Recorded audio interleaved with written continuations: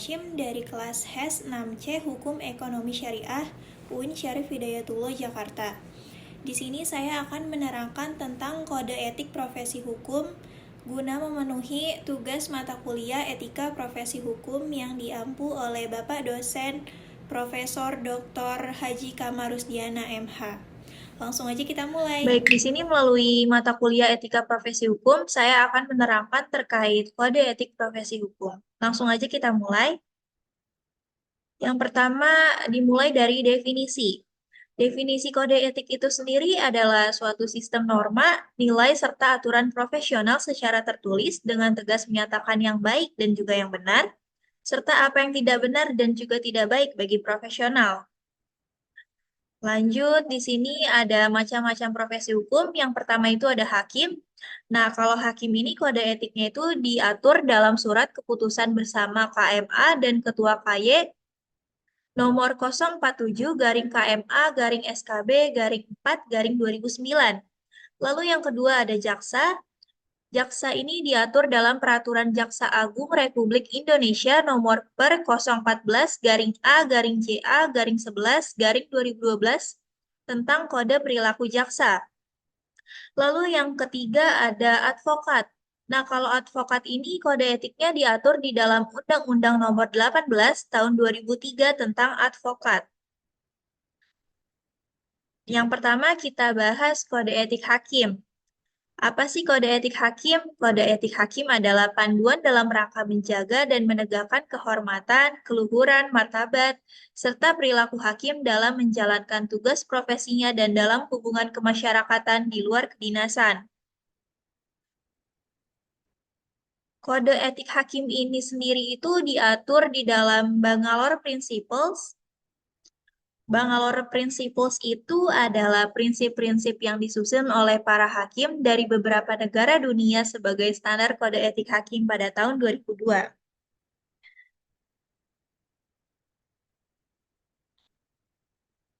Pada Rapat Kerja Nasional Mahkamah Agung tahun 2002 di Surabaya merumuskan pedoman perilaku hakim yang memperhatikan prinsip-prinsip dalam Bangalore Principles of Judicial Conduct.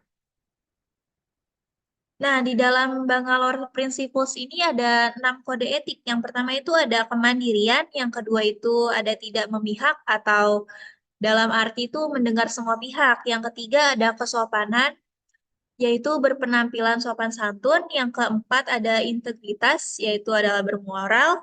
Yang kelima ada persamaan, yaitu menjamin persamaan perlakuan kepada semua pihak. Dan yang terakhir ada kecakapan dan ketekunan. Nah, di sini juga ada prinsip-prinsip dasar kode etik hakim.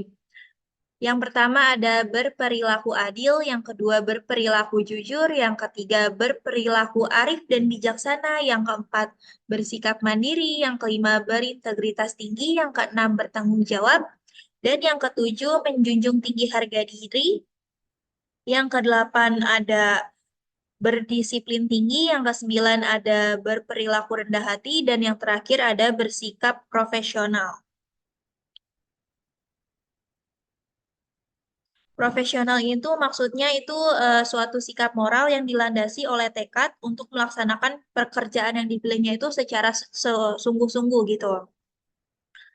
Lalu kita lanjut, di sini juga ada definisi hakim konstitusi. Jadi yang tadi itu hakim biasa dan sekarang itu hakim konstitusi. Hakim konstitusi itu adalah orang yang memangku jabatan hakim pada MK yang bertugas memeriksa, mengadili, dan memutus perkara yang menjadi kewenangan dan kewajiban MK sendiri sebagaimana diamanatkan oleh Undang-Undang Dasar Negara Republik Indonesia tahun 1945. Nah, di sini juga ada kode etik hakim konstitusi. Di sini tuh ada 4 kode etik hakim konstitusi. Jadi yang pertama itu hakim konstitusi itu harus menjunjung tinggi dan mematuhi sumpah jabatan yang telah diucapkannya. Lalu yang kedua menjauhkan diri dari perbuatan tercela dan menjaga wibawa selaku negarawan pengawal konstitusi yang bebas dari pengaruh manapun atau dia tuh independen gitu.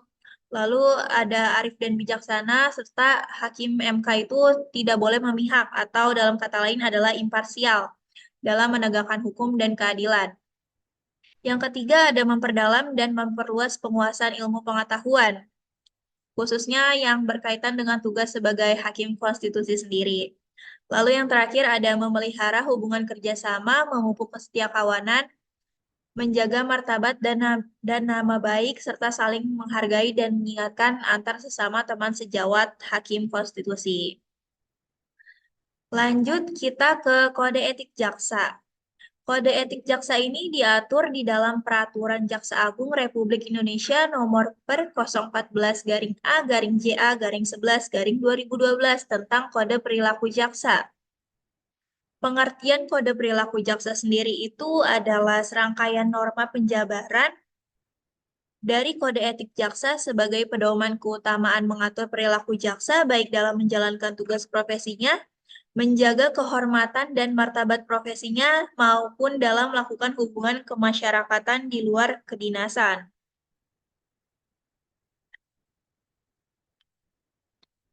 Jaksa itu sendiri adalah pejabat fungsional yang diberi wewenang oleh undang-undang untuk bertindak sebagai penuntut umum dan pelaksana. Lalu di sini ada kewajiban jaksa pada negara. Kewajiban jaksa pada negara itu yang pertama setia dan taat kepada Pancasila dan Undang-Undang Dasar Negara Republik Indonesia tahun 1945. Yang kedua bertindak berdasarkan peraturan perundang-undangan yang berlaku, mengindahkan norma agama, kesopanan, kesusilaan yang hidup dalam masyarakat, dan menjunjung tinggi hak manusia.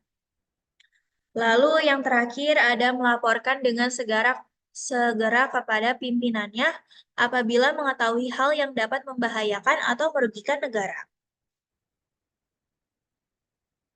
Lalu di sini ada kewajiban jaksa pada institusi. Yang pertama menerapkan doktrin Trikrama Adiaksa dalam melaksanakan tugas dan wewenangnya. Yang kedua, menjunjung tinggi sumpah atau janji jabatan jaksa. Yang ketiga, menjalankan tugas sesuai dengan visi dan misi Kejaksaan Republik Indonesia, lalu melaksanakan tugas sesuai peraturan kedinasan dan jenjang kewenangan, lalu menampilkan sikap kepemimpinan melalui ketauladanan, keadilan, ketulusan, dan kewibawaan. Lalu ada kewajiban jaksa pada profesi jaksa. Yang pertama, menjunjung tinggi kehormatan dan martabat profesi dalam melaksanakan tugas dan kewenangannya dengan integritas profesional, mandiri, jujur, dan adil. Yang kedua, mengundurkan diri dari penanganan perkara apabila mempunyai kepentingan pribadi atau keluarga. Yang ketiga, mengikuti pendidikan dan pelatihan sesuai dengan peraturan kedinasan. Yang keempat, meningkatkan ilmu pengetahuan, keahlian, dan teknologi, serta mengikuti perkembangan hukum yang relevan dalam lingkup nasional dan internasional. Lalu ada di sini tuh ada kewajiban jaksa pada masyarakat. Yang pertama, memberikan pelayanan prima dengan menjunjung tinggi supremasi hukum dan hak asasi manusia dan menerapkan pola hidup sesuai dengan nilai-nilai yang berlaku dalam masyarakat. Kewajiban jaksa itu dibagi menjadi 4. Yang pertama, kewajiban kepada negara, kepada institusi, kepada profesi jaksa, dan yang terakhir kepada masyarakat yang telah dijelaskan tadi.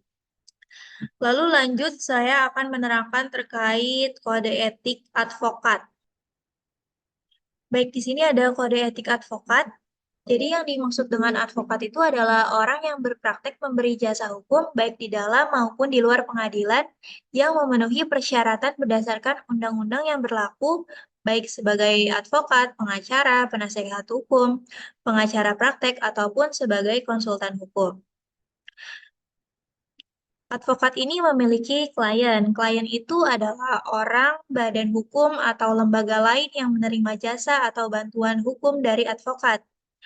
Lalu, advokat juga memiliki teman sejawat. Teman sejawat ini adalah orang atau mereka yang menjalankan praktek hukum sebagai advokat sesuai dengan ketentuan perundangan-undangan yang berlaku. Teman sejawat juga ada yang asing, yaitu teman sejawat advokat yang bukan berkewarganegaraan Indonesia yang menjalankan praktek hukum di Indonesia sesuai dengan ketentuan perundang-undangan yang berlaku. Lalu ada pun Dewan Kehormatan, yaitu adalah lembaga atau badan yang dibentuk oleh organisasi profesi advokat yang berfungsi dan berkewenangan mengawasi pelaksanaan kode etik advokat sebagaimana mestinya oleh advokat dan berhak menerima dan memeriksa pengaduan terhadap seorang advokat yang dianggap melanggar kode etik advokat. Advokat ini dibayar oleh kliennya dan disebut dengan honorarium. Honorarium itu adalah pembayaran kepada advokat sebagai imbalan jasa advokat berdasarkan kesepakatan dan atau perjanjian dengan kliennya. Di dalam kode etik advokat ini, yang pertama kita bahas tentang kepribadian advokat.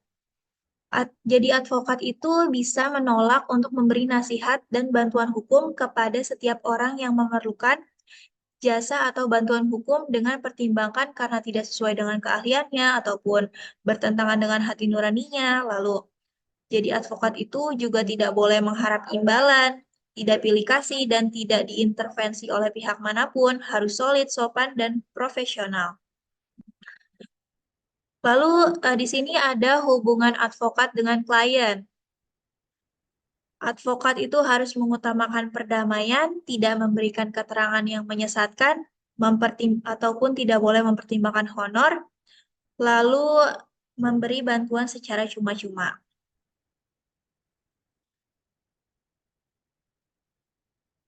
Lanjut, di sini ada hubungan advokat dengan teman sejawat. Yang pertama itu harus dilandasi dengan sikap saling menghormati, saling menghargai, dan saling mempercayai.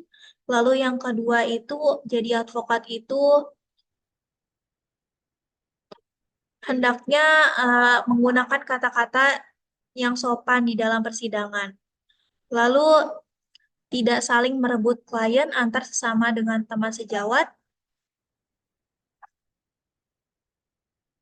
Lalu apabila suatu perkara kemudian diserahkan oleh klien terhadap advokat yang baru, maka advokat semula wajib memberikan kepadanya semua surat dan keterangan yang penting untuk mengurus perkara itu dengan memperhatikan hak retensi advokat terhadap klien tersebut.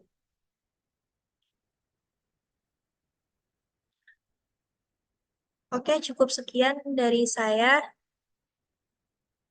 Kurang lebihnya mohon maaf. Wassalamualaikum warahmatullahi wabarakatuh.